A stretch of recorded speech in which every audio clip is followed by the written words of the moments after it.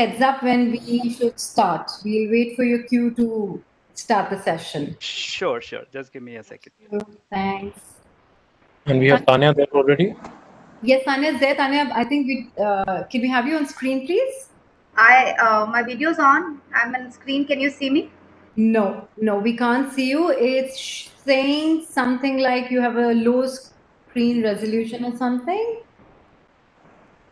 It's not putting you on screen. Sorry to interrupt. We are live now. Oh, okay. I can see We can myself start on now. screen. I don't Yeah, know. we can start. We are live now. We can start. Are we live? Yes. Good evening, ladies and gentlemen. It is indeed a pleasure and a moment of pride as Vikki, MSME, and BAA come together to share knowledge with MSMEs and explore the global market opportunities. I'd like to invite Ms. Kanchal Kansal, General Secretary BAA, to throw some light and share with us an introduction of the Vikki, CMSME, and BAA collaboration. Achal has been heading InSource International for 11 years and has been the General Secretary of the Buying Agents Association for over 3 years. Over to you, Achal. Thank you, Tamanna. Thank you so much. Indeed, it's a pleasure to be with everyone today. We are very, very happy about this collaboration with Vikki MSME and BAA. Before I go on to introduce about the collaboration, since a lot of Vikki members have joined in the panel today, the viewers today, it is pertinent that I first explain a little bit more about buying agents, what role they play, and about the Buying Agents Association. So, unlike the name Buying Agents, the agent here is a little bit of a misnomer, I would say, because we're not local agents who are just taking a cut away and fixing a buyer and a seller today. Buying agents of an export industry is essentially that person or that organization that is acting as a full service provider to the buyer and supplier both. So essentially, a buying agent is a representative of a customer based anywhere across the world and deals with all the suppliers based in India or maybe the other Southeast Asian countries. The reason why buying agents exist are because the Indian economy, the Indian trade, and especially the export trade, although it has some intrinsic issues which we can't rectify, something like price competitiveness or capacity building, but there are certain challenges that the export industry faces which can be looked at and improved upon. Things like communication, proactivity with the suppliers and the buyers, things like getting the deliveries done on time, or the kind of quality merchandise we're sending out abroad. So that is essentially the space the buying agent works in. So starting from actually sourcing the product for the international customer, going up to hand-holding the supplier throughout the sampling and the production process with quality control, packaging approvals, testing, compliance, certifications. A buying agent does a complete set of outsourced services for their customers. And at the same time, for the local manufacturer exporter, we are their backbone in terms of knowledge that they need to be able to fulfill their commitments to their customers well, and to help them throughout the process of production for any issues or any recommendations that we can do to improve upon the quality of merchandise that goes out from India to the Western world. Having told you about the buying agents, it is pertinent that I also give you a little bit of brief on the Buying Agents Association. I must say, we are a fairly nascent organization, just 4 years old, but we've made a lot of name in the industry in these 4 years of work together. As an association, what is most important for us is knowledge. And this is what BAA has been working on for a very long time in its entire tenure of 4 years. This entire series of webinars and the MOU that has been signed between Vikki, CMSME, and BA is just a step towards the Buying Agents Association's promise to the export industry and trade to pursue knowledge and to help our Indian exporters move forward with a very strong foothold, knowing everything they need to know before they go out into the market selling their product. The tie-up between Vikki and BA right now entails a series of webinars which will be held one day every month. And we will be covering various topics of export trades, exposing different areas in the world where you can export to, where which product trend is more important, what kind of quality requirements a consumer has, what is the consumer of those countries really wanting, what are the regulations or compliances of those countries that we as a manufacturer or as an exporter must know before we go out into the Western world to try and export our products. With this in mind, this is what we as a collaboration bring to all the FICCI members here today. We'll tell you more about it. FICCI is going to disburse more information about this joint collaboration later on. But so far for me, and not to keep this entire webinar pending, I would hand over the reins to Tanya. Tanya, please take it forward. Thank you, Achal. Thank you for throwing some light on, the Buying Agents Association and also how the fraternity works. I'd like to talk about our next guest speaker.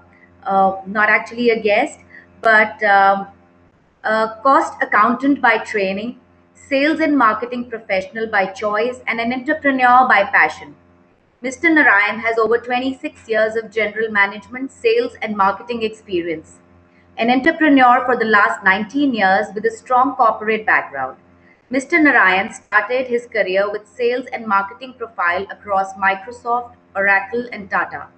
With more than a decade in the SME segment, he realized that there is a substantial difference in procurement pricing for large enterprises as compared to SMEs. He then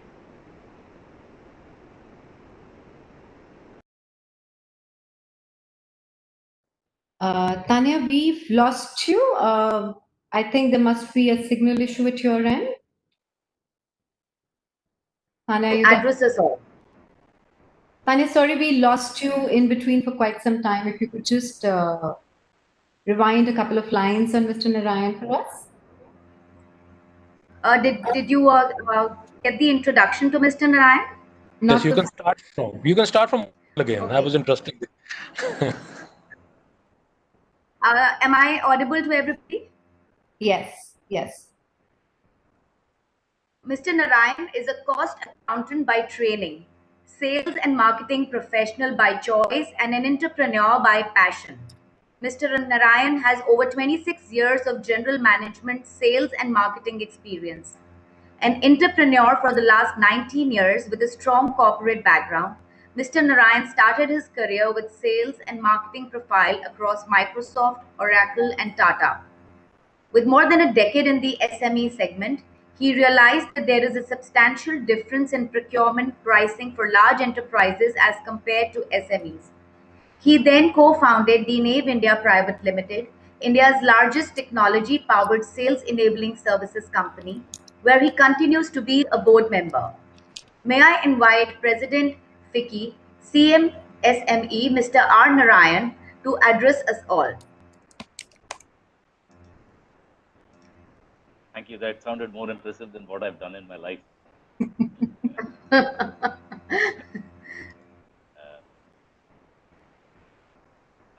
Mr. Vishal Dhingra, Chairman BA, Dr Tamanna, Faculty Indian Institute of Foreign Trade, Ms. Fiona Caulfield, Creative Director 3S, Ms. Aanchal Kansal, General Secretary BA, friends and colleagues from the industry. At the very outset, I would like to thank everyone for joining us today for this session being organized by FICCI Confederation of Micro, Small, Medium Enterprises, the MSME arm of FICCI, and the Buying Agents Association.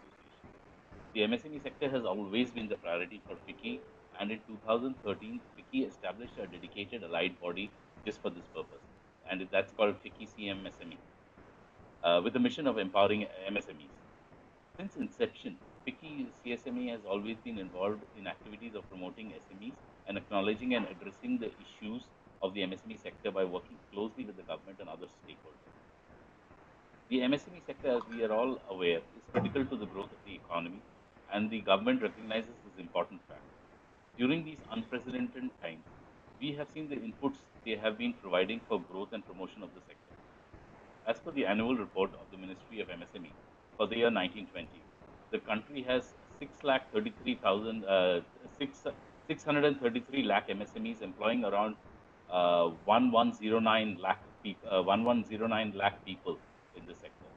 The sector's contribution to the GDP and exports is 29%, 29.7% to be precise, and 49.66% respectively. The government of India aims to increase the GDP contribution of the MSMEs to at least 50% and has taken various measures to give encouragement to the sector. If you look at the most developed countries, you will find this ratio to be close to 60% as a contribution to the country's GDP. Setting the agenda, it is expected and hoped that the SME contribution to adding to the exports output of the country will be large, and hence the government has excluded the export turnover from recently amended MSME definition criteria. This allows MSMEs to explore and expand markets and export opportunities without loss of the MSME sector, of the MSME status. Sorry. Government is also keen to promote exports through MSME sector, and recently the Union MSME Minister was certain of the potential to increase the MSME share to 60% from the existing share of total Indian exports, as mentioned earlier. The government has already announced fund of funds scheme under which the government will invest equity in growth and export-oriented MSMEs. Besides, many other initiatives have been taken by the government to facilitate exports through MSMEs. While the government is taking all the initiative and launching schemes, it is also true that MSMEs still face various challenges in their journey, and exports is one of the areas where MSMEs face challenges due to a lack of resources. This is no hidden fact that MSMEs are worst hit because of COVID. While cash crunch and cash flow remain key constraints, areas of lack of demand in the market and piled up inventories is creating a huge crisis. This MOU with BAA, Vikki's CMSME has always been proactive in terms of supporting and promoting the MSME sector. In order to address the challenges of MSME in exports, Vikki CMSME has joined hands with BAA to create more business opportunities. MSMEs will be able to connect with a network of buying agents and showcase their unsold inventory. These buying agents will in turn connect the MSMEs to those agents who are interested in purchasing their product, thus enabling the business transaction. We are creating an online repository where all profiles could be uploaded. To name a few products and sectors included in this initiative, but it's not limited to, are sports goods, agriculture, light engineering, agro-food processing, leather, footwear, textiles and apparels, including home furnishing, handlooms and handicraft, packaging material, solar products, safety and hygiene products for COVID, and many, many more. Um, the other purpose is, of course, knowledge sharing. We also understand that many MSMEs are aspiring to become exporters, but due to lack of knowledge and information, they have not been able to move ahead in this direction. Keeping this in view, we are going to conduct a series of webinars for MSMEs where every webinar will focus on a particular country or a region. The webinars will not only explore market potential for that region, but also disseminate information about companies and other information which is essential for exporters before moving ahead. Before I conclude, I would encourage you to join the FICCI CMSME as members. While FICCI has developed a virtual platform to organize online conferences and exhibitions in this difficult time, FICCI CSME has completely automated the membership process to make it easy for MSMEs to become a member and take the services of FICCI CMSME. We have also created a portal named FICCI CSME Connect.in, in which it's an in-house portal for FICCI CSME recently launched by the Secretary of MSME. It is an online MSME directory which enables MSMEs to connect with each other as per their choice and requirement. Besides, it also enables MSMEs to post their business queries for other listed counterparts and create business opportunities for relevant enterprises. I request all of you to visit the portal at FICCICMSMEconnect.in and register yourself to explore newer opportunities. We are extending the services to our members without any additional cost here. With these words, I'd like to conclude and thank BAA for joining hands with us and extending their expertise for the benefit of MSMEs. I would like to thank especially acknowledge Mr. Vishal Dhingra, Chairman BA, Ms. Anchal Kansal, General Secretary BA, Dr. Tamanna Chaturvedi, Faculty IIFT, who has been instrumental in bringing this initiative together. I'm also thankful to Ms. Fiona Caulfield, Creative Director 3S, for joining us today to share her expertise. A big thank you for all our eminent speakers and here today for taking out time from their schedules and being here today.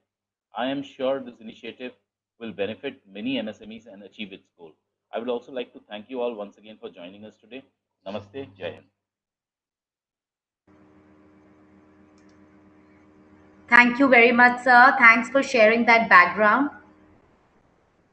I'd like to share something about our chairman, Mr. Vishal Dhingra. Vishalji started his career in 1981 from Salem, the heart of apparel and handloom textile. From 1984 to 1990, he worked closely with the handicraft manufacturers in Moradabad by showcasing their skill on the global platform. Specialty Merchandising was founded in 1992, and since then he has been focused to upgrade the skill of the craftsman, thereby creating products that thrive on quality. Over the 3 decades of sourcing experience that he has been committed to deliver tailored sourcing solutions to his customers. Vishalji has been founder member of the BAA and recently got elected as the BAA chairman in June 2020. I'd like to invite our young and dynamic chairperson to share a few words with us. So, Tanya, thank you for the kind words. Everything else could be wrong, but not the young and dynamic. I'm not No, sure. definitely. That's okay. I could be probably the oldest out here amongst you. But anyways, it is a pleasure here to be here today. And it was great listening to Mr. Narayan, sir, from where you started with your background and now leading the CMSME today. And we are actually proud to be attached to you or associated to you today because you have given us a platform of all the members all across the country whom we could represent eventually. We are just starting out today, whom we could represent eventually, sell our product overseas. It would also be an honor for us and our team to be sharing our knowledge with all the FICCI members at your end on how to become the next export hub or bring them along into the same fold of the existing exporters in this country. So actually, we are more happy to be today to be associated with you. I also want to thank Dr. Tamanna. It's great to see her again today, and Fiona, of course, to be back.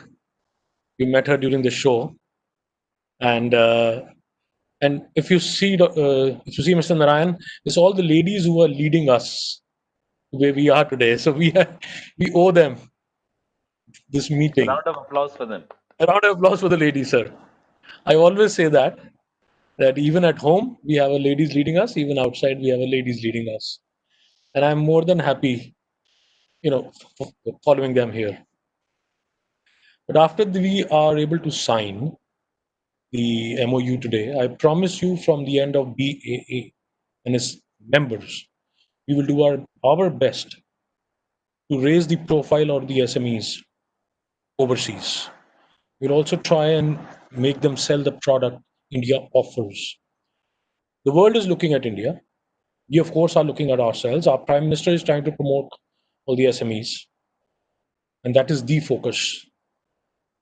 India can never have large companies, what I understand, for say a handicraft or a textiles. It will always be spread all across, say, the country. You go to Varanasi, you go to South India, you go to Moradabad. So the SME sector will always be there. And we will have to live with them and make them learn how to grow in these environments, again, which are very tough. If we are able to overcome in these environments now, today, what we are going through, I think we'll have a phenomenal launching pad 6 months from now. And once the vaccine is found and the world starts traveling back to India, I believe we will have, in those 6 months, we would have actually taught all the FICCI members how to raise the bar in the export arena for the country. So again, I would like to thank Dr. Tamanna here. I believe we are missing Jyoti Vij today. And thank you under your guidance that we are able to sign this MOU today, sir.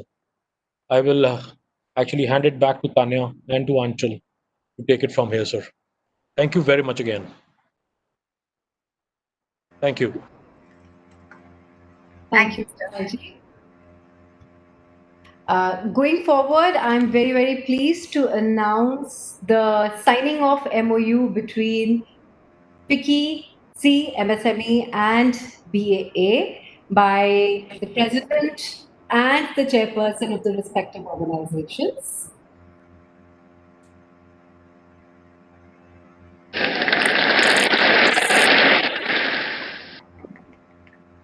It is indeed our honor to be associated with Vikki CMSME today, as Vishalji just so proudly said.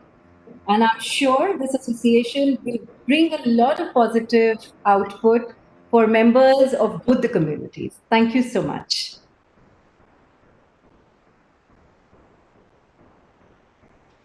Anya, over to you, please. Yeah, yeah. It gives me immense pleasure to invite the binding factor who has helped in the conceptualization of this event, Dr. Tamanna Chaturvedi. Dr. Chaturvedi is Assistant Professor at Indian Institute of Foreign Trade under the Ministry of Commerce, Government of India. She coordinates Center for Small and Medium Enterprises at the Institute, which aims at developing business intelligence, networking, and hand-holding support on EXIM matters to SMEs. At international level, she is empaneled consultant with World Trade Organization as trainer on WTO and trade policy issues for Southeast Asian countries and Mekong Institute, Thailand. At national level, she extends consultancy to various government agencies and ministries, including Planning Commission, Ministry of Food Processing Industries, Ministry of Agriculture, Ministry of MSME, and various EPCs and industry association at state level. Inviting Dr. Tamanna to share an overview of topics that will be discussed in the webinar sessions to follow. Thank you, Tanya, and good afternoon, all of you, Dr. Mr. Narayan, Mr. Vishal, Achal, Fiona, Hemant. I think it's such a lovely time when all of us are meeting and starting this association, because when the world is struggling with the pandemic impact, where MSMEs globally are the biggest hit, are basically faced by these startups that we see at IAFT or the MSME who approaching us on everyday basis. Such a genuine time for such a noble cause is what all of us are getting together.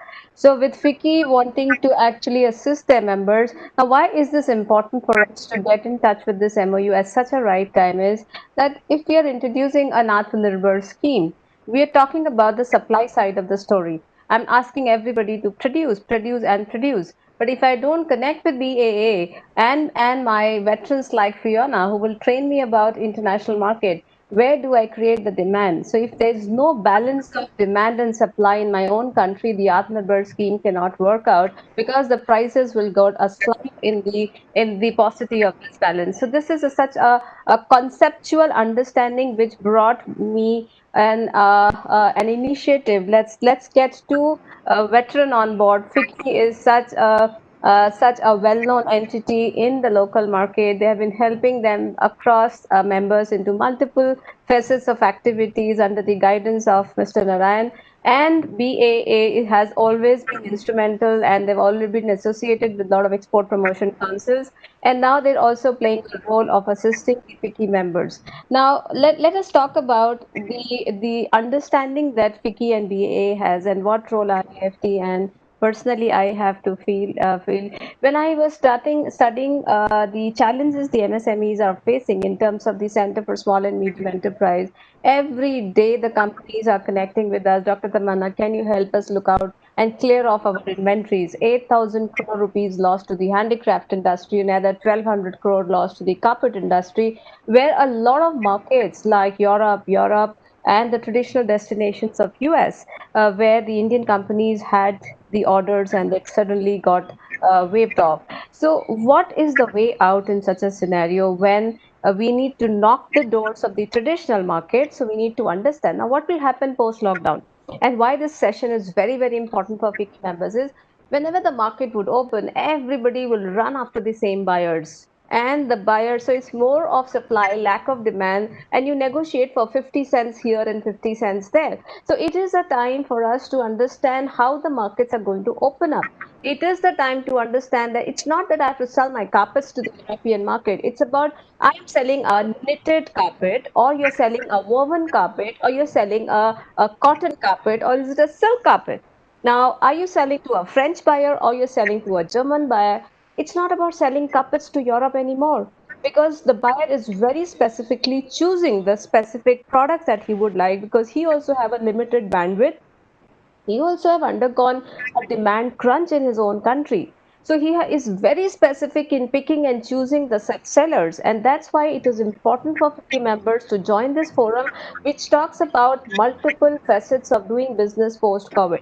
So we have 10 sectors in mind that we have, which I think the Wiki has members have are interested in. We have beginning with handmade products to handicraft, and why I said this as one of the first priority is you can compete with China cannot compete with you in these particular sectors because that's my niche.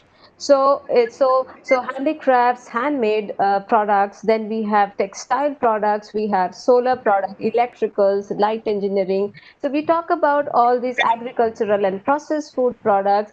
Then we talk about a lot of pharmaceutical exports that becomes where India is the biggest hub. We import APIs from China and we export the pharmaceutical to the global world. And after in the pandemic, India has got a big brand presence in the pharmaceutical market. So keeping in mind the profile of the FICCI members, this program is going to talk about multiple things. Now, it's very important for us to understand what should I sell in which market, right? So the session will be jointly handled by BAA professionals, and to begin with, the first half an hour to 45 minutes will be handled by myself, which will talk about very specific products by product, interesting inputs on how the US market is behaving. If not the US, if the suppose the US buyers doesn't buy from you, then can you sell it to the Peruvian market? Can you sell it to the Latin American market, or you should be selling and looking for a Thai market or an African market? So we have in which market are we more export price competitive? Because if there's a demand of a product in a Brazilian market, so what? If this demand is can be exploited by a Pakistani textile company as well. So how do you compete?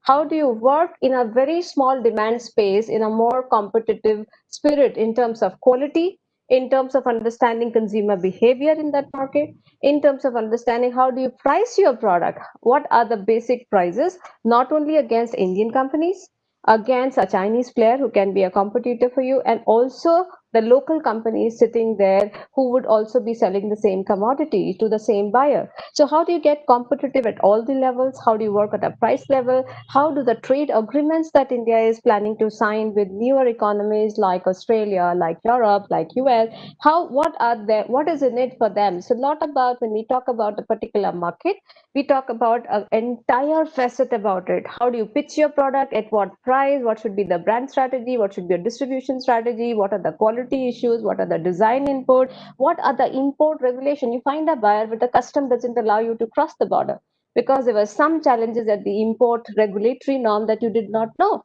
You're selling a soft toy and you're or an electronic product or a light engineering product, but you did not get CE marking. So the entire buying selection and the effort that VAA will make, it may be to help your products, should shortlist on their and showcased on their website.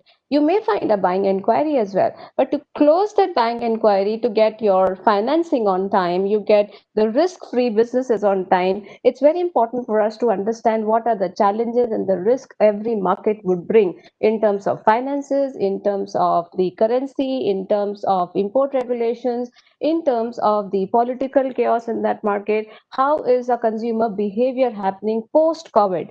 So it's a comprehensive analysis of a market to a far extent possible by a panel of experts that we will bring. IFT will help a lot of these challenges, while BA will talk about specifically on consumer behavior, on quality and design front, on specific area that they have as a forte, which is textile and which is handmade products, while we will talk about other sector categories as an overall financing risk, the currency risk, etc.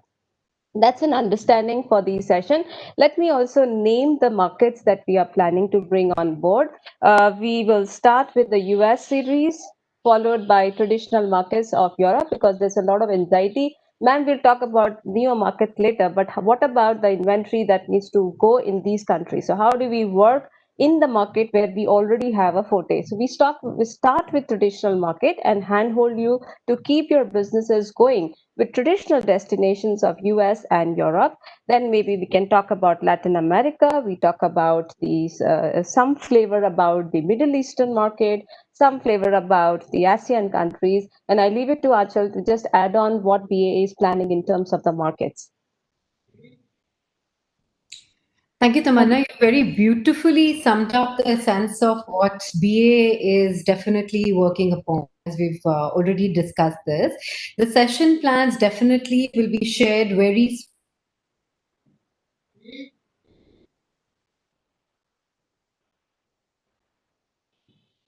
soon. Yeah, now, yeah. Oh, Oh, yeah. sorry. We lost slightly. Okay. So as I was saying that the formal session plans will be soon shared with Vikki CMSME, and they would further share it with all their members.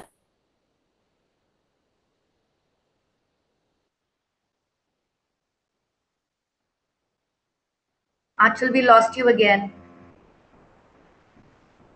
Achal, we lost you again. Actually, you're frozen. Is it better now? Yes. Okay, thank you. So we request all Vikki members to actively participate in this series. As Tamanna has already mentioned, it is a critical factor when we deal with domestic trade versus when we deal with international trade. There are a lot of nuances that change in terms of regulations of the other countries, in terms of quality that an international customer expects versus what is done in India. And simple basics like in India probably हमारे furniture को हम लोग इतना ठोक पीट के नहीं बजाते जितना एक यूएस का कस्टमर परफॉर्मेंस टेस्ट करवा करवा के हमसे लेता है यहाँ पे so you know those our basics एक लाइटिंग की हमारी जो प्रोटोकॉल्स होती हैं in using the lighting in our own country. Fiona, please pardon me, I'm just trying to cover the Indian side of things as well. So lighting में भी इतनी certifications होती हैं, इतनी ज़्यादा रिक्वायरमेंट होती हैं जो इंडिया के कस्टमर को ज़रूरत नहीं होती. डोमेस्टिक सेल्स में हमें उन सर्टिफिकेशंस की ज़रूरत नहीं होती. But if we are looking to sell abroad, we are looking to sell to the international customer, to the western world, US, UK, Europe, South Africa, Middle East, then every country has their own set of norms. They have their own set of compliance standards. They have their own set of packaging standards, let alone a technical bit. Even packaging in the US is a tricky bit. Vendors don't know how to package things. And I would not say it is only manufacturers. A lot of the exporters also need to be trained on these parameters. So, this entire joint collaboration is to make sure when MSMEs, especially local MSMEs who've been so far providing to the domestic market, if they wish to expand the horizons into the international market, they must have a very strong foothold. They must know exactly what to do, when to do, and how to do. And they must also have somebody who's backing them at all times with all relevant information so that chances of mistakes are lesser. We are not saying we will avoid mistakes ever. It is life, it is business. Mistakes hamesha hongi, but by knowing something beforehand, by learning from others people's experience, all we can do is reduce the number of mistakes that we make while being on ground in our career and in our business. So that is the effort of BA and Vikki C MSME. And this is what we are going to try and move forward with. In terms of stock lots, as Mr. Narayan very well put down, and also Tamanna has reiterated, COVID has posed a lot of challenges. BA has already been doing this effort for all our exporter members, whereby we have a shared drive where our exporters send us a stock lots and they're updated. And these are in return sent to all the members of BA, a body which is currently about 250 members, over 250 members. And these 250 members are in their turn connected with nothing less than 10,000 customers abroad. So that's the kind of reach we are looking at. And whenever there is a product strike, there is a sales that hit. So we encourage people to come on board the series, to leverage on BA's and Vicki's joint initiative, and make sure that MSME is actually the sector that gets the biggest boot post-COVID. Thank you. Tanya, over to you, please. Thank you, Dr. Tamanna. Thank you, Achal. Very insightful indeed. And I think once we open the question and answers from members, we'll be able to further narrow down towards their queries. I'd like to welcome Mrs. Fiona Caulfield.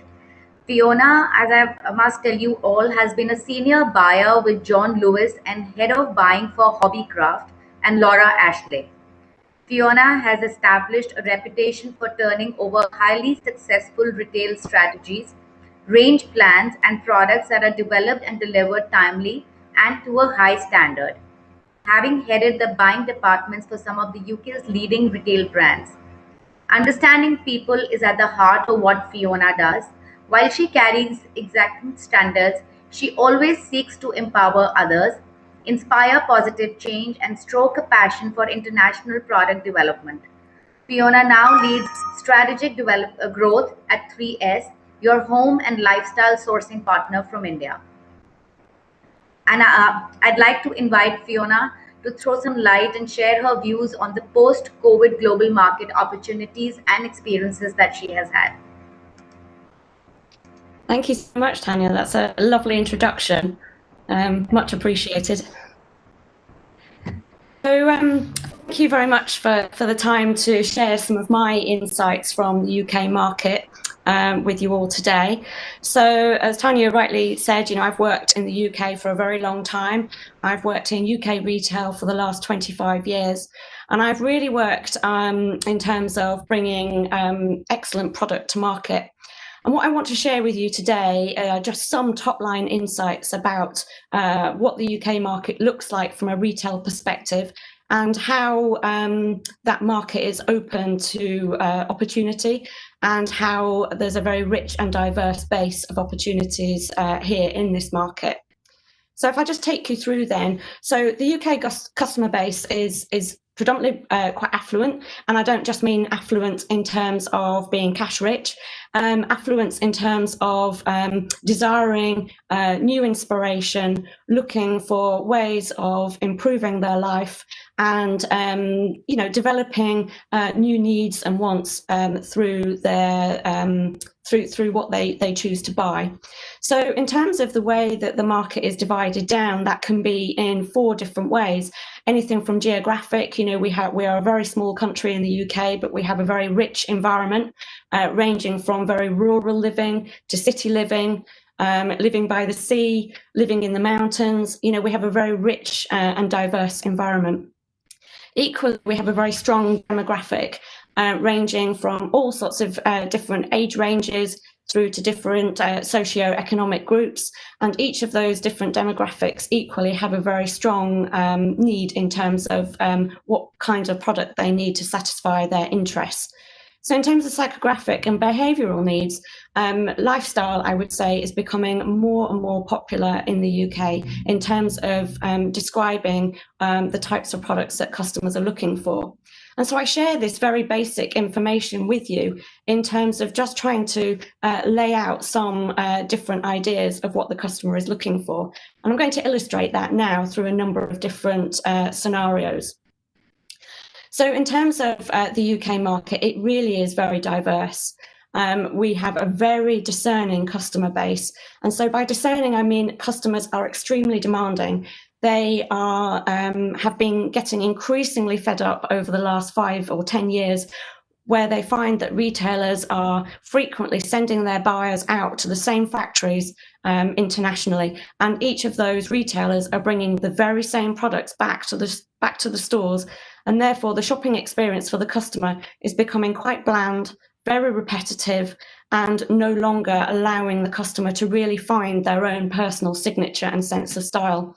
So most customers today are expecting the period post-COVID to provide them with something new, something very exciting and something different. There will be quite a number of retail casualties here in the UK post-COVID, but in my mind, I see that as a bit of a turning point in our retail landscape. It's a time for change. It's a time for newness, a time for something different to emerge as we come through this very difficult time. So some of the things that customers are looking for, just breaking it down into 4 key points, they're looking to be inspired. They're looking for something new, different, alternative, and very much individual. So a lot of customers use social media, and they use platforms such as magazines like the one I'm showing on my slide here, one of my favorite titles, Living, etc. And most customers read these types of magazines on a monthly basis in order to be inspired. And I would say over the last 5 years, those magazines, like most retailers, have become quite repetitive. And customers are now saying, please give me something new. Please give me something different. Don't just show me what is widely available in the market. I want something alternative and unique. So that's where design comes in. And most customers are looking for a product that really starts to celebrate their own personal identity, their own character, their own sense of individualism. And the way that that happens is through companies of all different shapes and sizes being able to originate new product, to being able to bring new products to market. And I think that's where some of the smaller and medium-sized enterprises are really well placed, because they've got passion, they've got energy, they've got inspiration, and very often they've got the time and the capacity to actually be able to think big, think broadly, and bring something new to market. So I think design can be originated from anywhere and everywhere. And I really urge all of our listeners today to really think very creatively about how design can play a role in a post-COVID world. When it comes to the key fundamentals of what the customer is looking for in the UK, obviously price is incredibly sensitive, but that doesn't always just mean hard cash. It comes down to value for money. It comes down to provenance. Where has this product come from? Has a group of artisans worked on this product? Has somebody put some extra care and attention into this product and really delivered something new and exciting? So again, in the UK market, we've battled price points in the past. And I think now, as we come through COVID, customers are saying, do you know what? I want to buy once and I want to buy well. And I want to buy something that is really good value and represents something special. They want a story to be attached to that product. So buying products today are very much more than just the pound or the dollar sign that's attached to it. It's about the provenance and the story that comes with that product, as does the service side. So it can be making sure that that product has been well made, making sure that that product is fit for purpose, and then making sure that that product really lasts and provides a sustainable long-term solution for the customer. And that can be anything from a very aesthetic product through to something that's very functional. So when you design and develop products, it's got to be full serve. It's got to deliver on all of the expectations that the customer has in mind. In terms of how I see the market here in the UK, obviously the market is really big, very varied and very diverse. But as we move through a new chapter of retail consumerism, I see that there's 4 really key areas of development. And I'm going to take each one of these in turn and just share some insights with you. So the first I'm going to look at is all about health and wellness, and really how that needs to play a vital role in how we all function on a day-to-day basis. The second point is all about sustainable developments, big buzzword in the industry, but that has to have meaning. And I'm going to talk a little bit about how I see sustainability really meaning something to consumers. The third category that I'm going to look at is trend. And I'm going to look at that in terms of interior design styles. So really starting to understand how people want to live and the different styles that their homes start to reflect. And the fourth area is all about green spaces. This is a phrase that we've coined at 3S, which is all about fresh ideas, fresh thinking, those green spaces that are completely open and up for ideas generation. Very exciting area of development. So let's have a little look at each one in turn. So in terms of health and wellness, I think this is a really lovely phrase in terms of, you know, eating healthy, sleeping well, breathing deeply and enjoying life. Something that I think India has embraced for a very, very long time, and something that maybe in the UK we have yet to learn a lot about. But we're waking up and we're realizing that through the lockdown that we've all endured over the last 8 months, that actually it's given us time to really think a little bit more about how we live. You know, a lot of people have learned to cook for the first time. A lot of people have actually managed to reduce their commute, and so they've slept better. They've had better quality family time. They've taken up some exercise, and overall, there's a quality of life that they haven't had for quite some time. So as we move through COVID, most people are realizing that actually there is a different way of living. And so that brings about product development opportunities as well. So I've looked at these in terms of an overarching feeling for well-being, and I'll give you a couple of examples of what that could look like in a moment. And then trying to drive out a piece. So one of the big trends in the UK is about trying to keep your house and home clean and tidy. And so during lockdown, people have invested time and energy in really cleansing their homes. So it gives lots of product opportunities to really enable customers to see the benefits to provide putting good quality storage into their homes, really thinking about how to zone how they live. And that has given us at 3S lots of different product development opportunities for how we can help customers create a peaceful living environment. Let me take you through a couple of examples here. So we've been looking at 3S about how well-being comes from sleeping well and being in a very safe and happy environment. So we've been looking at how you create your very best nest at home. So that's about not just cozy, comfortable living, but ways of keeping your home clean and fresh and tidy. And rather than a lot of the plastic products that we've had created in mass volume from factories in all parts of the world, we're now looking for a little bit more product sensitivity. So products that are made from beautiful materials, probably things that are a little bit more natural, a bit more organic, very much fit for purpose, but it doesn't need to be that a lot of these cleaning and storage products need to be throwaway or disposable. They should become features of your home. So it's really rethinking a lot of the everyday items that you use in your home and how we can make them a little bit more beautiful and something that you want to show off. The second area then is about really about peaceful living. So again, one of the categories that we're working on a lot at 3S is about looking back to the basics, and we're calling it our Essentials collection. So it's everything you need to live well on a day-to-day basis, whether that's just be about having a shower, being able to wrap yourself in a beautiful fresh towel that feels fluffy again and luxurious, or about really stowing away all of the items in your home and keeping them out of sight. So we're busy working on all sorts of collections that build this sort of essentials everyday collection that creates a very peaceful and organised living environment in the home. Then in terms of self-preservation, well, we're all now well used to wearing masks and cleansing our hands on a daily basis. And I think what's opened up here is how many factories all around the world have had to repurpose what they do in the last few months and really thinking outside the box. So on a daily basis, there are all sorts of people that make cars and vacuum cleaners and industrial items. And when demand seized up for that, they then started to repurpose their factories and make something that was all about the individual. And this is really an example of how we can recognise the needs of an individual on a day-to-day basis and really look at self-preservation and making the world that we live in a very safe, comfortable and happy place. So just some examples on this slide of the obvious solutions that we've all become very accustomed to, but that should not stop here. This moment in time should help us to keep looking ahead to what are the needs of our customers tomorrow and how can we keep adapting what we do so that it stays relevant and on trend. Fourth area then is something that I was very in tune with when I was working at Hobbycraft in the UK. And what I learned here at Hobbycraft was about time to learn something new.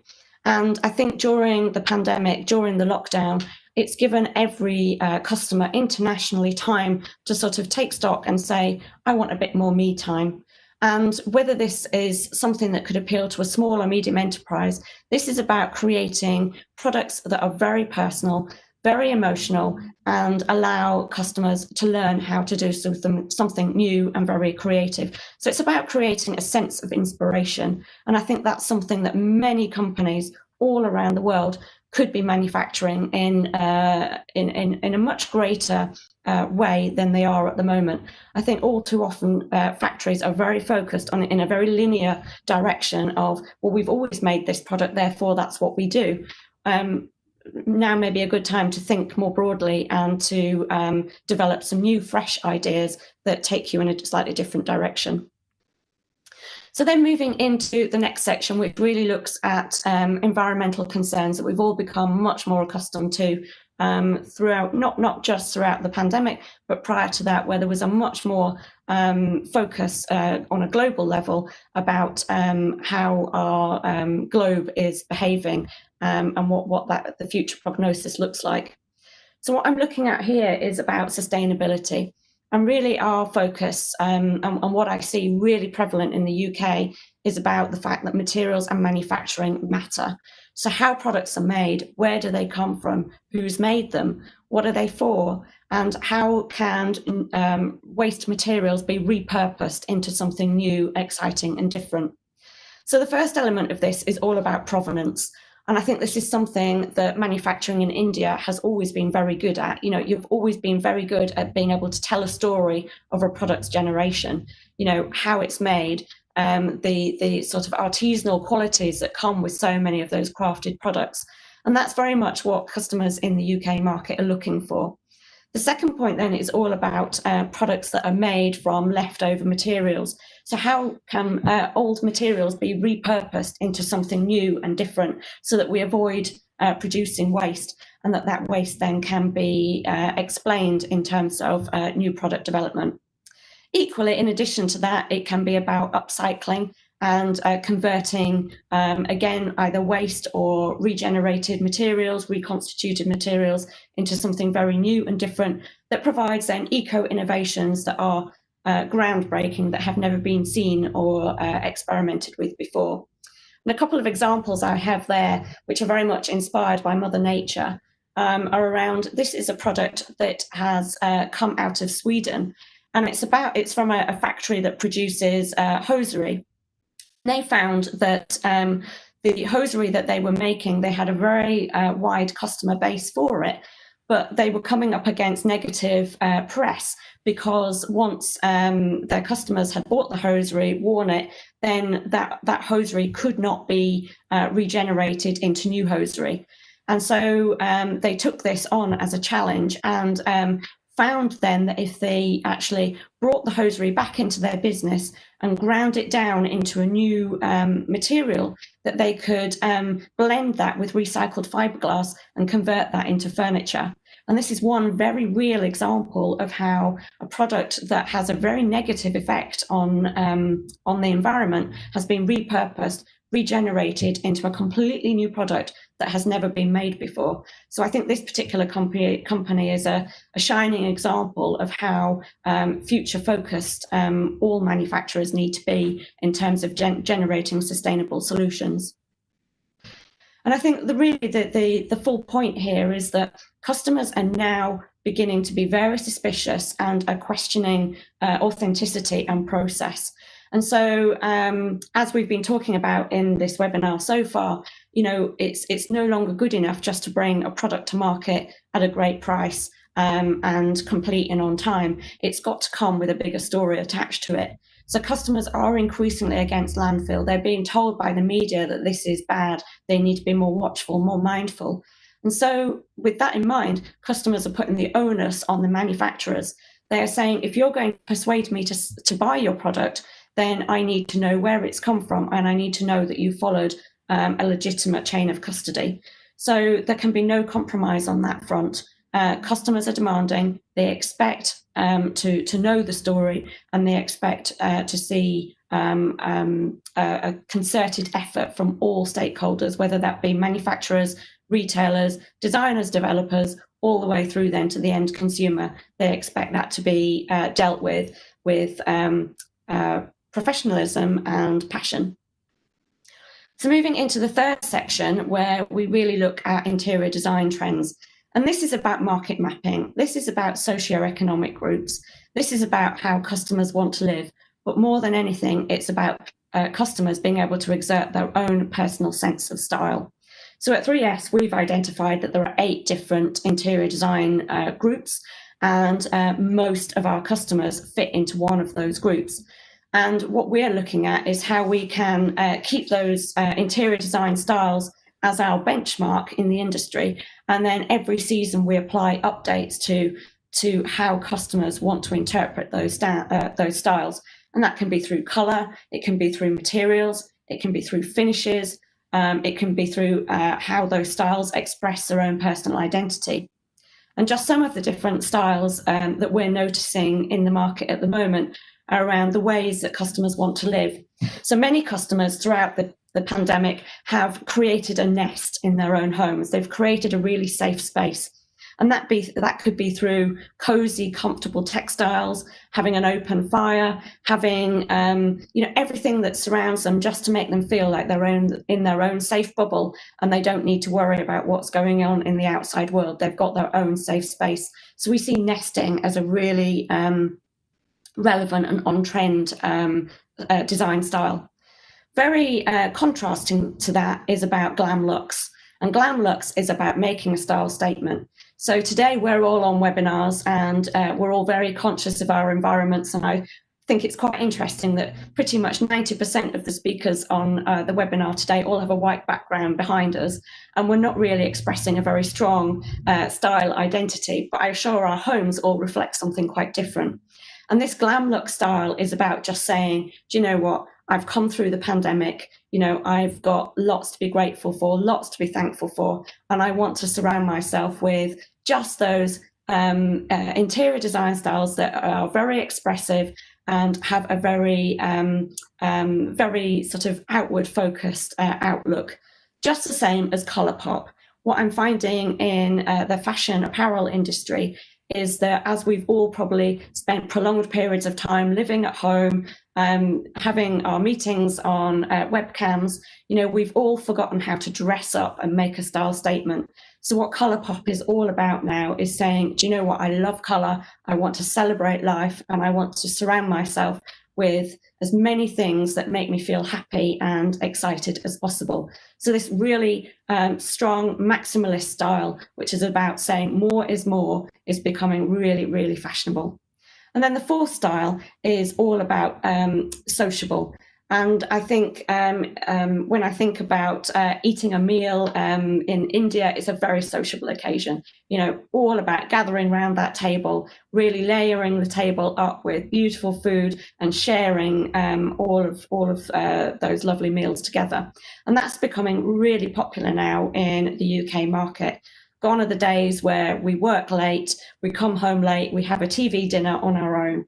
Now, most families in the UK are saying, in the evening, that's our precious family time, and we need to sit around a table together or on the sofa, and we need to share, we need to talk, we need to share our experiences of the day, and there's no better way of doing that through sharing a meal. So they're just some of the interior design directions that we're busy working on at 3S for the UK market, and indeed for many other markets that we're engaged with. So then I want to come into my final section, which is all around the big idea. So it's about looking at these green spaces, areas of growth and development. So let me just take you through just 4. In fact, we've got 15 in development at the moment, but these are just 4 that we're looking at in detail. So the first is all about embracing the great outdoors. So it's about blurring the boundaries between the inside and the outside of our homes. And the big trend in the UK now is to bring the outside in and to bring the inside out. And two of the ways that we're doing that is by bringing large-scale plants and beautiful planters and all sorts of organic greenery from the garden and bringing it into our homes. So actually it's much more difficult now to tell where those plants belong because the boundaries are blurred. Just the same as it is with textiles. So we're busy working on all sorts of rugs and textile developments all the way through to sofas, so that those sofas and rugs can be used both inside and outside. They're weather resistant, they're rain resistant, and that's really exciting in the UK market because we, as you all know, we do have some very terrible weather here, lots of rain, so it's really important that those products can withstand all of the elements. So this is a really big green space for us to work on.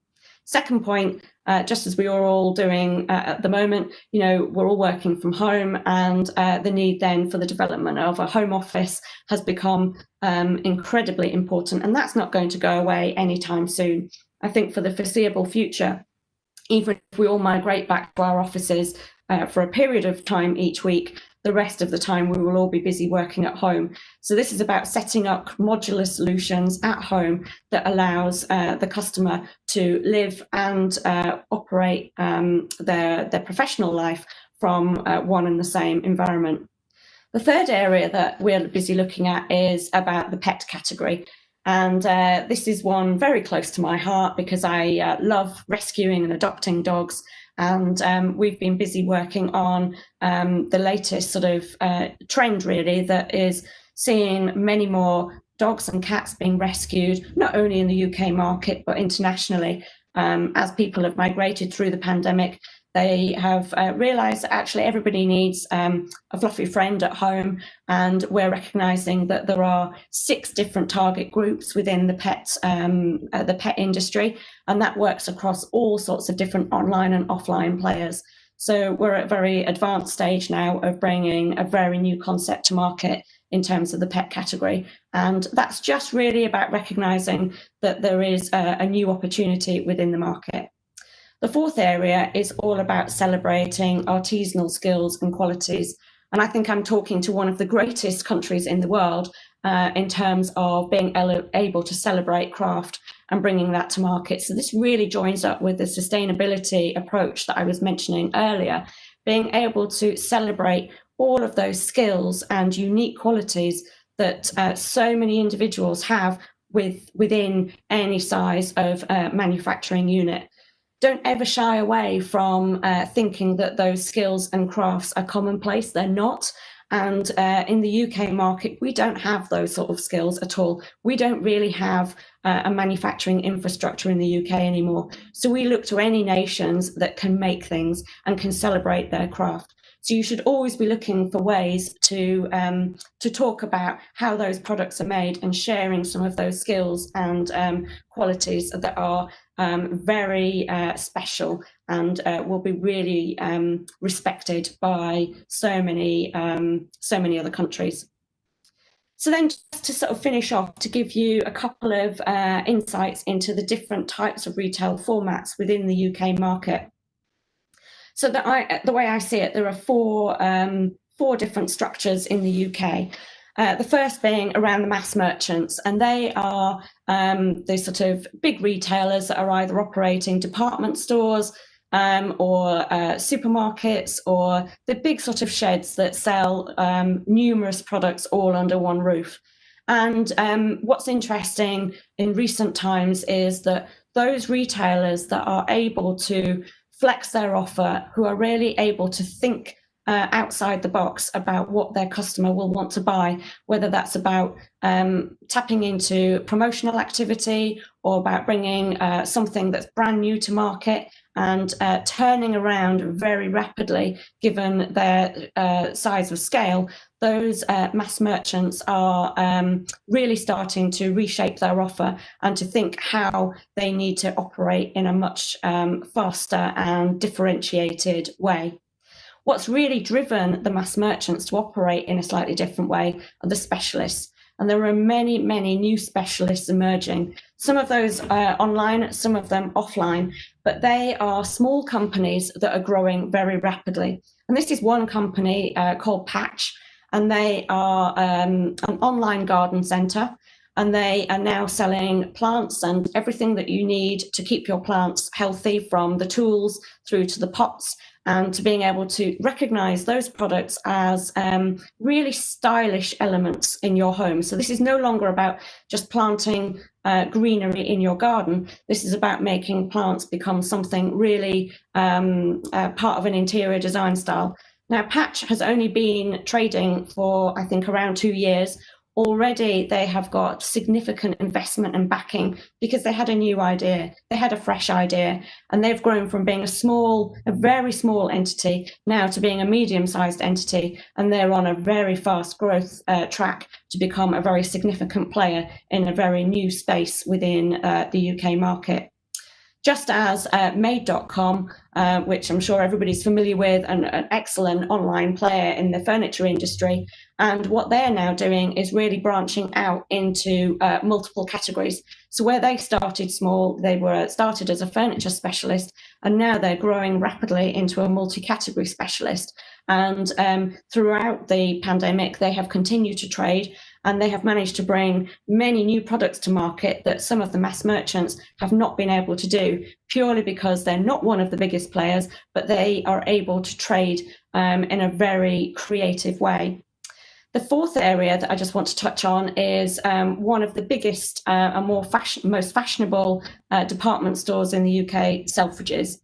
And they went through a very difficult period of trade over the last few years, where they were really just trying to find their way again, really trying to find what makes them new, different, and differentiated.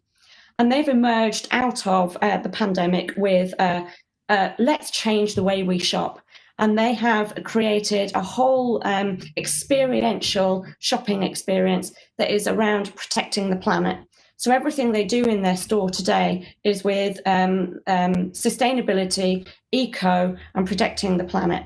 And what they've managed to do is draw crowds into their stores and online through all sorts of activities that happen on a daily basis.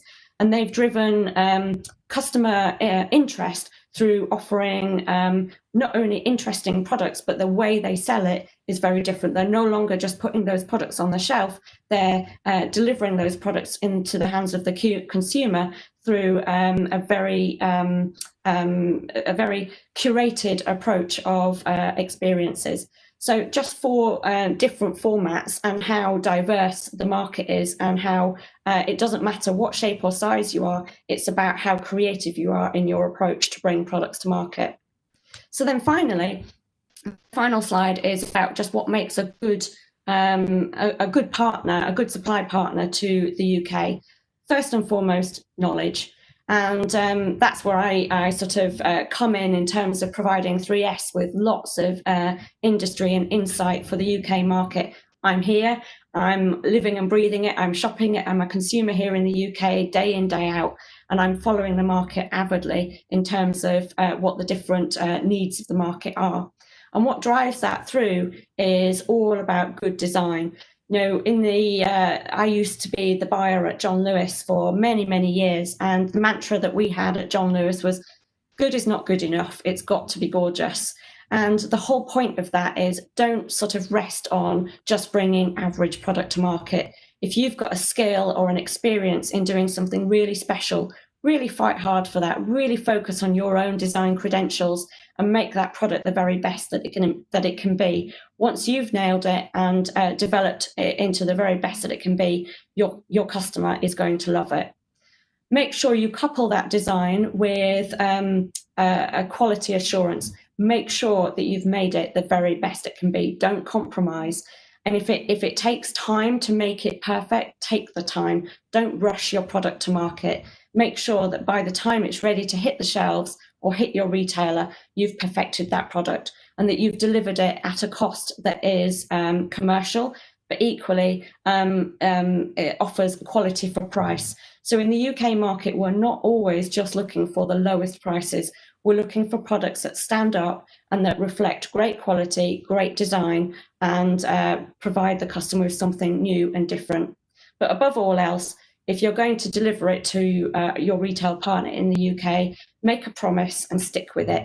don't deviate from that. Make sure that you deliver what you promise, complete and on time, and then you'll set yourself up very, very well for successful trade.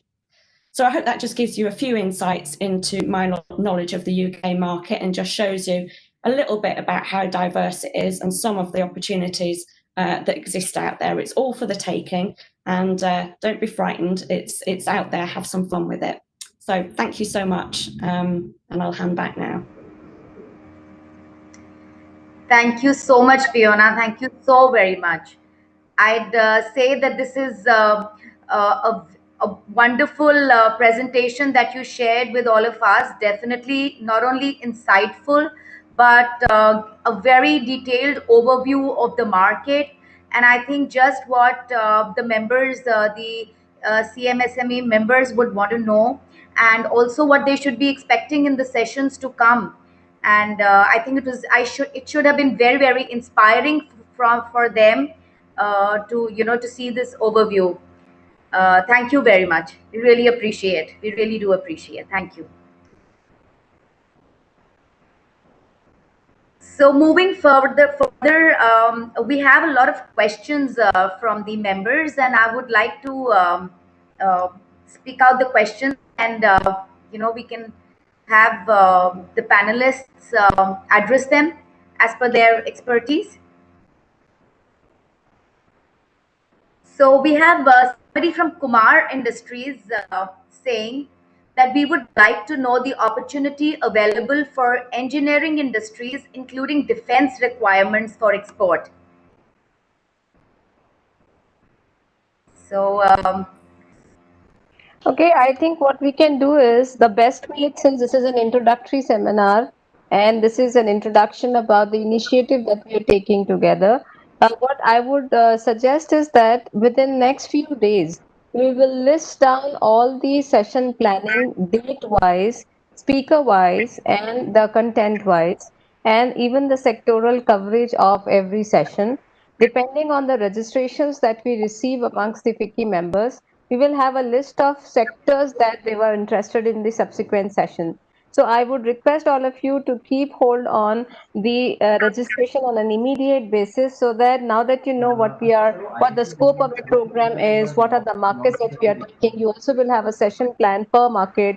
When is US market will discuss, when will be the Latin American market be discussed. When we have this chalk out this program on displayed on the FICCI CSME website, we will request everybody to register ASAP so that we get hold of your specific sectors that you are dealing in, whether it is an engineering exports or it's a lightning export or a defense export, and we will together jointly handle. BAA has an expertise on certain sectors which they are beautiful at. You just heard Fiona. In certain sectors like defense exports, these are very, very specific challenges. Defense is very different than handicrafts and textiles. So IIFT is there, and we also have, maybe we can also organize a specific speaker who can comment, or we will get back to you for your specific queries, provided you have given us enough reaction time and you have registered. Maybe I will request Vikki, when you're making a registration form, you also leave a space for any specific sector and the specific questions related to the sectors in the form, so that we know that the people have value for money and they have their questions answered during the session. And we need to do it fast now. Sure. Just to add to what thank you, Tamanna Tamanna. said. Thank you. But I think we can still take up some more generic ones, which BAA, I'm sure, can Mr. address. Narayan had to speak something. Yes, sir, please. So what I'm saying is that in addition to what you said, having a sectoral and geographical focus, etc., what we will also do is try and pull these questions into a miscellaneous basket and try and sort them out by sector. And in case we are not covering a sector, like for example at FICCI, we have a defense group. We can specifically in one of the sectors ask one of them to participate so that we can answer exhaustively as much as possible. Sure. That'd be great. That'd be great. That's great, sir.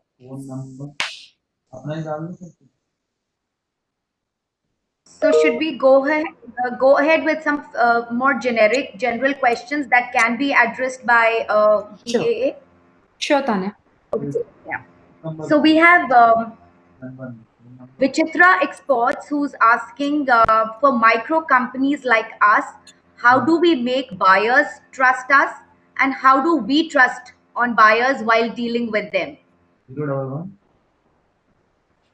So I think one of our BAA representatives can have a lot to share on trust building with buyers.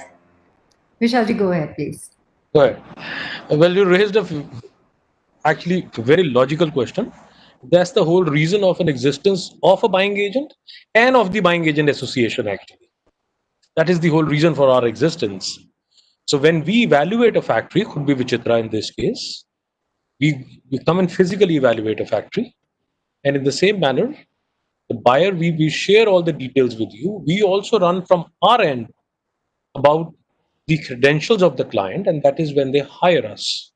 So that is where we stand in between for the client, making sure that your factory is 100% adhering to the standards and making sure your money is also safe from the other side. I hope that answers your question, Vichitra Exports, right? I'd also like to add a little bit more to what Vishalji has just said. See, we at buying agents, we call ourselves a marketing wing of the export industry, and that actually truly is the fact. Where a local player in the domestic market may not be able to make as many visits to international markets, it is us as buying agents who actually travel along to all these international markets and take your products with us, not physical products, but product presentations with us. So we have a personal connect one on one. So the only way in any relationship or in any business to create trust is to have the personal touch, whether it is in a personal life or is it in your business with your customers or your business partners. And that is what a buying agent essentially does. We create a personal touch with our customers, and in sync with that, once a vendor and a buyer gets together, it is our responsibility to bridge this gap. So if I'm working with a customer for many years, then for me it becomes a kind of a, I wouldn't say insurance, that would be a wrong word to use, but more like an assurance that who I will introduce to my buyer is going to be somebody that I would have already vetted at my own end. So the trust building exercise is automatically routed while you work through a buying agent. Supposingly you do not wish to work through a buying agent, you want to go direct, then you would need to make those efforts that we as buying agents do.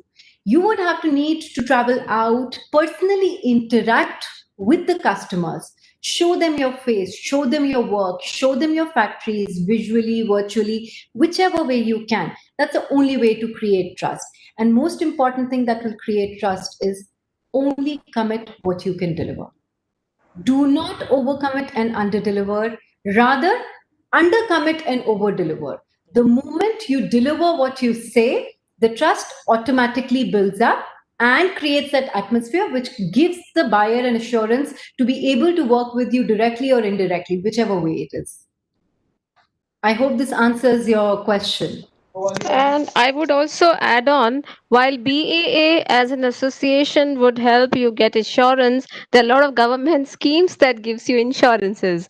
So it actually goes hand on hand. Never forget to take use of the CGC policies and the banking instruments that you have. So if the personal level connects does not work at sometimes because of the professional interest, the legal ways are there to protect your interest. So I think first thing first, develop trust, because that will take you a sustainable and a longer relationship association. But yes, you should also back up with a lot of legal instruments and banking instruments.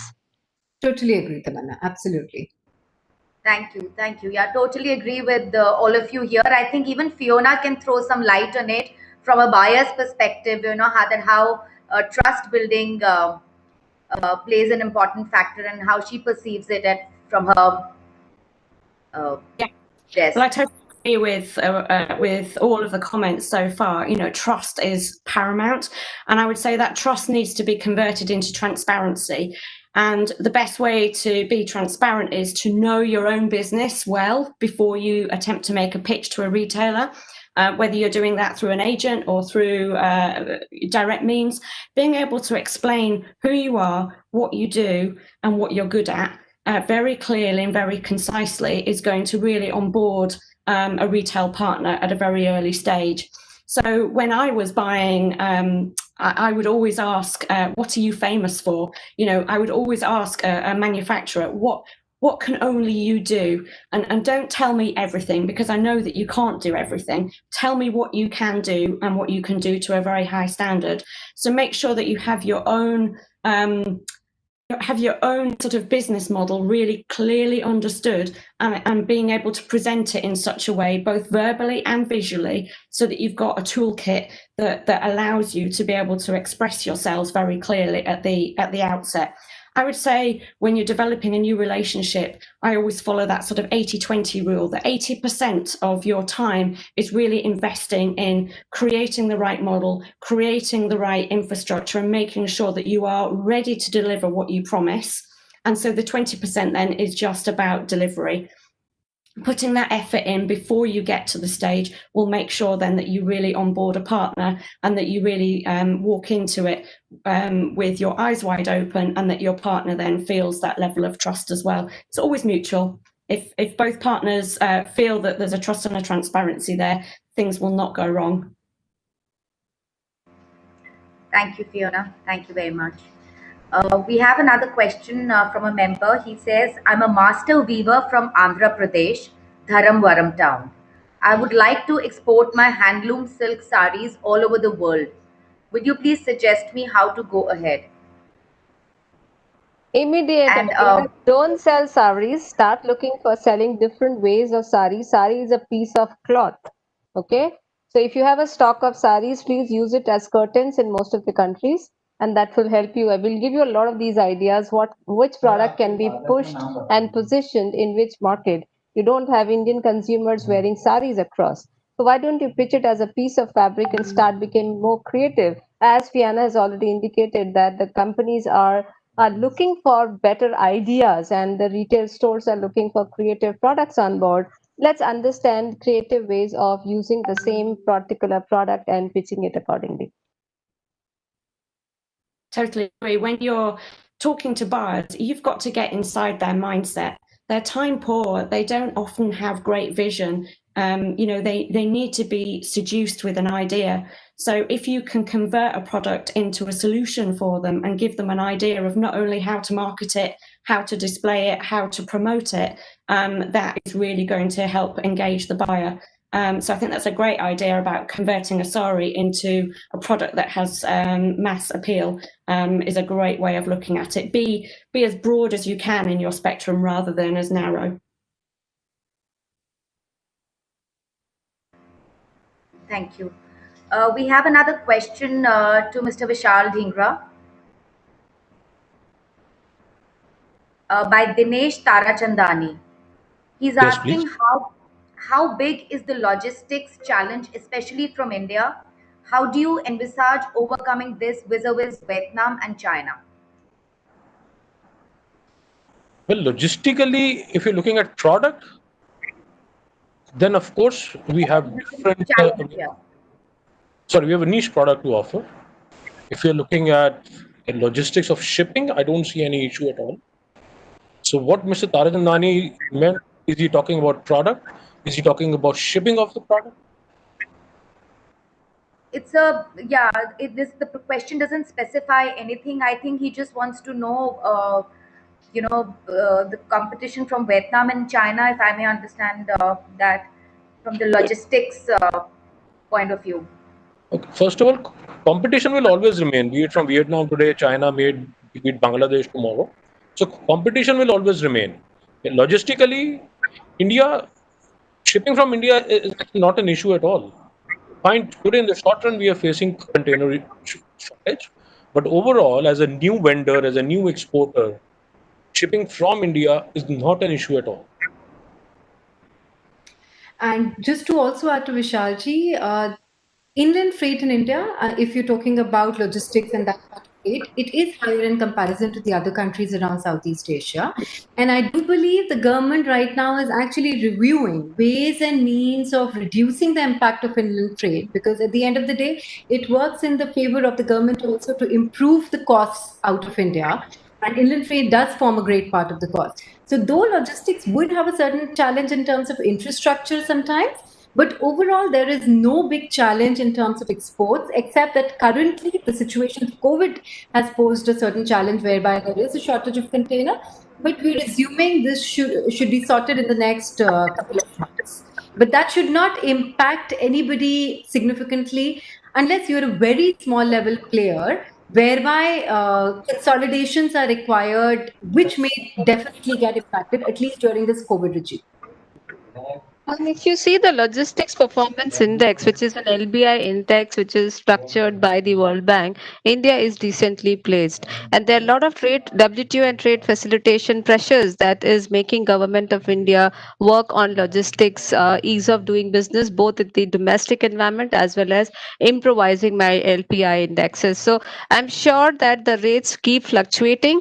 And, more than looking for freight rates between China, Vietnam, and India, it is about how do you organize your own structure of organization in terms of economizing of scale, working on shipping and logistics, and best use of not sending a half FCL or an HCL, and how do you structure and work out on the efficiency of the shipping lines, which is actually taking the most fastest route to reach your buyer. So it's about your own organizational efficiency and your logistics planning that is most important, and most important in terms of, as Fiona has also indicated, that don't overcommit, and that comes even at the time of logistics planning, that you need to be very very picky and choosy about the shipping line. Don't be penny wise pound foolish. Let's take to the most efficient lines, and that will take care about your logistics cost, but the benefit and the return of our investment will be much higher.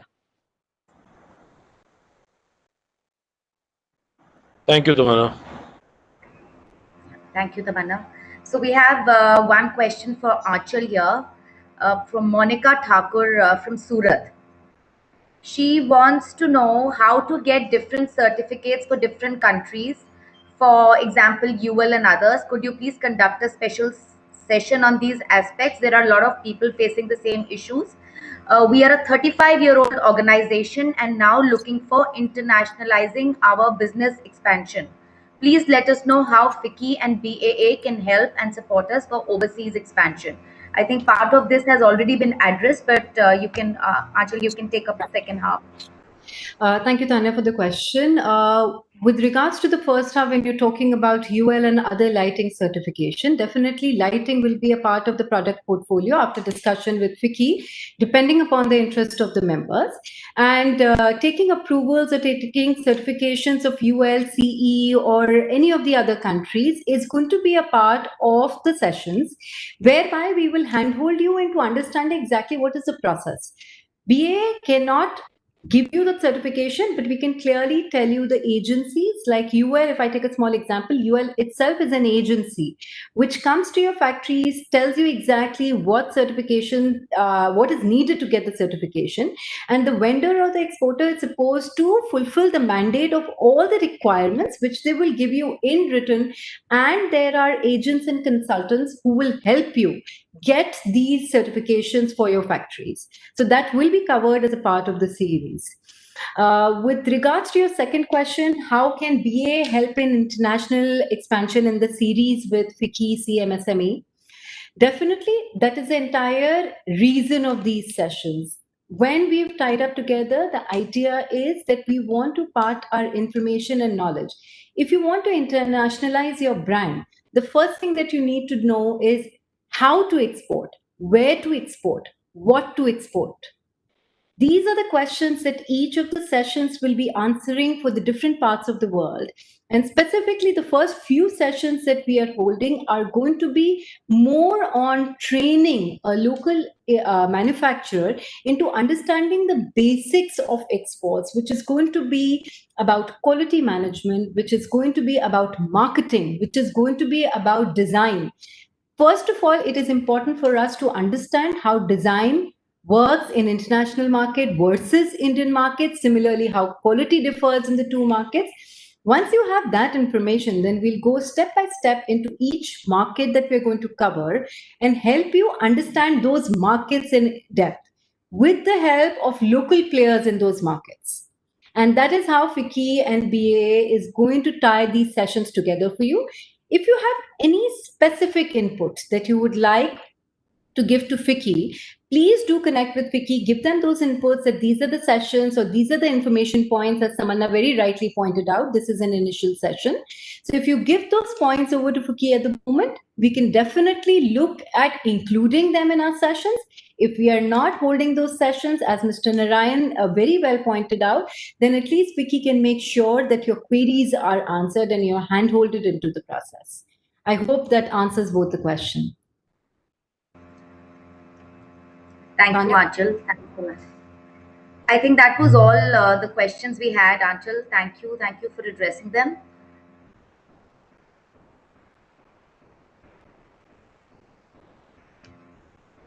Aanchal, Tanya, we seem to have lost you. oh, I thought we lost you. Am I audible? Yes, you are. Okay. Okay. So thank you, Aanchal. Thank you for addressing all of those questions. That was all for now. And some of the other questions that we had, not many though, but they were very product specific. So as we've already said that we will be taking them up and in the sessions to come. I think we are going to move forward.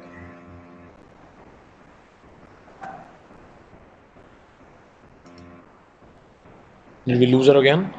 It looks like. Tanya, are you there? Yes.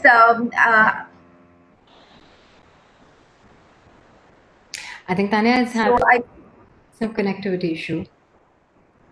Yes, I think Aanchal, you can proceed with the vote of thanks.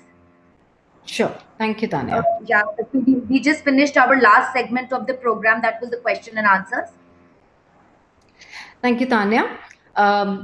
It was actually a very, very exciting session today, and this is just the beginning of a whole year of exciting sessions that we planned for all the members of Vikki. I would like to take this opportunity to first of all give my deepest gratitude to Mr. Narayan. So thank you so much for this opportunity for the tie-up between Vikki CMSME and PAA. Definitely, it's a great collaboration. I can promise you, as Vishalji very well pointed out in his opening speech itself, it will be a very fulfilling session for both the organization and the members of the organizations. I would also like to thank Mrs. Jyoti Vij, although she's not with us today in person, but she's been a very driving force behind all the preparations that have been going behind the scenes for the last 2 months. And Hemant and Sumitra ji for all the help and the handholding they've done during the preparations of the sessions. Tamanna's deepest gratitude, I would say, because as Tanya pointed out, she's been the binding factor of this entire collaboration between Vikki, CMSME, and PA. So Dr. Tamanna's viewpoints, her passion for the MSME industry, and her passion to impart knowledge has deeply impacted everybody who has heard her in the sessions, and we would definitely like to bring her knowledge over to all the members. So thank you, Dr. Tamanna, for all your help so far, and we're looking forward to very exciting sessions from you. And lastly, but not the least, Fiona, thank you so much for coming today. It was indeed a very exciting and knowledgeable session about the UK market, and a great review to members who joined in today. And I'm sure we'll have much greater in-depth sessions on UK, where we would definitely seek your inputs again and take the series forward. I'd like to thank all the members who have joined in on the call today, all from Vikki as well as from BA and other people who have joined in. We would like you to register more for these sessions. We'd like you to come be a part of the Vikki's community and buying agents. You're deeply invited to be a part of the BA community. We've joined hands together to make an impact on the export trade, and this is a promise we all hope to deliver. Thank you all so much for the session today. Have a great evening ahead. Bye-bye. Thank you, everybody. Thank you very much. Thank you, Aanchal. Thank you, everybody. Thank you, Tanya, indeed, for being such a honest and generous moderator. Thank you so much for planning this session. My apologies for not taking your... I think we should also encourage them for the product online display show, Aanchal. Maybe that's Yes, I would definitely. Yes, Dr. Tamanna, thank you for reminding me. As we said during the session, we are collaborating to take the existing stock lot products to our members at BA, who in turn will take it to the buying community all over the world. So, Fiki will soon publish information on how this needs to be done, but we'd like you all who have stocks with you lying dead and you'd like to take the opportunity to showcase those stocks to the international market, please come forward, share the presentations, the products, and every important detail that will be asked by Fiki over to Fiki and BA, and we will make sure we'll do the best we can to resolve the dead stock and help you make some money and reduce the losses that COVID has brought on. I think we also need to train them on how to put their brochures online. Definitely, that's going to be a part of a marketing session, Tamanna. Definitely, We want that's this to very include. important. And the exam, as a faculty, I always want to see the deliverable. So we will give them a lot of session, and the deliverable from their side as a homework will be to complement their brochures that we see on Wiki CSME and the BA website. Absolutely. Absolutely. Perfect. Thank you all. Have a lovely evening ahead. And we will close the session. I think we've taken a little longer than we expected, but we promise Yeah, to keep you much more and not to excited. forget, this is second week of second Friday of every month is the so book yourself for the evening of second Friday of every month. We take one market and move ahead in Yes. every session. Thank you. Thank you. Thank you, everybody. Thank you for joining in. Thank you. Have a good evening.